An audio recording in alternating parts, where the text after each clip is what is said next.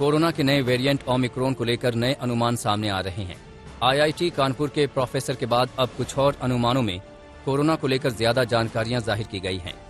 हालांकि गणितज्ञों का ये भी कहना है कि ओमिक्रॉन कितना खतरनाक होगा, इस बारे में अभी कुछ भी कहना मुश्किल है। कहा जा रहा है कि भारत में मकर संक्रांति के आसपास ओमिक्रॉन पीक पर पहुंच सकता है।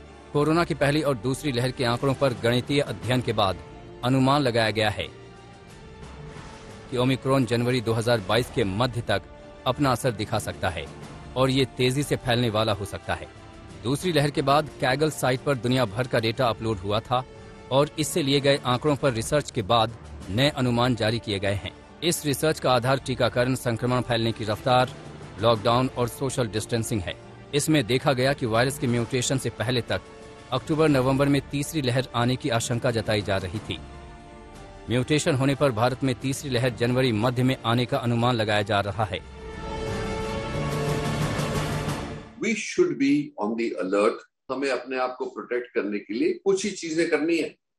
एक तो एज ए गवर्नमेंट हमें ये, क्योंकि पता है कि ये हमारे यहाँ से पैदा नहीं हुआ, ये भारत से आ रहा है, तो इसको अब जितने लोग ट्रैवलर्स आ रहे हैं उनको बहुत बहुत केयरफुली मॉनिटर किया जाए। इसके साथ ही रिसर्च में ओमिक्रॉन वायरस से छुटकारा मिलने के वक्त का भी अनुमान जाहिर किया गया है।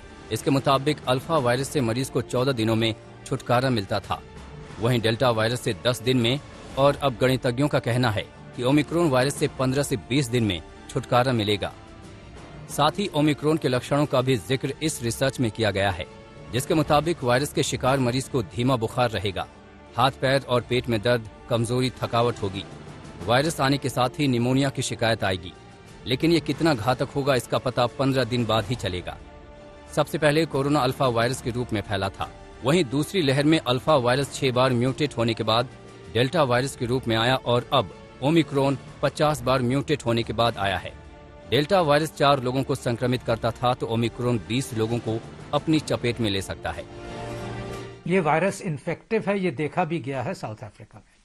पर 2 बातें और इम्पोर्टेंट रह जाती हैं कि क्या ये वायरस ज्यादा सीवियर इन्फेक्शन कर सकता है, जानलेवा इन्फेक्शन कर सकता है, ज्यादा ऑक्सीजन की कमी, लंग्स को हार्म करना, नुकसान करना, ज्यादा डेथ्स होंगी कि नहीं, जो हमने डेल्टा में देखा था।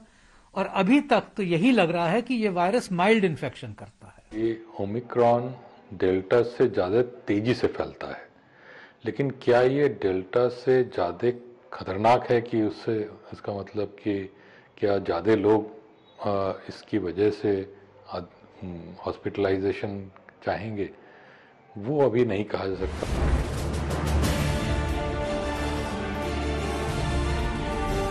ओमिक्रॉन से बचाव के लिए बूस्टर डोज देना होगा। बूस्टर डोज के लिए वैक्सीन अपग्रेड करनी होगी, जिसमें कम से कम 3 महीने लगेंगे। ऐसे में तीसरी लहर की आशंका बढ़ती जा रही है, जो घातक हो सकती है। आज तक ब्यूरो।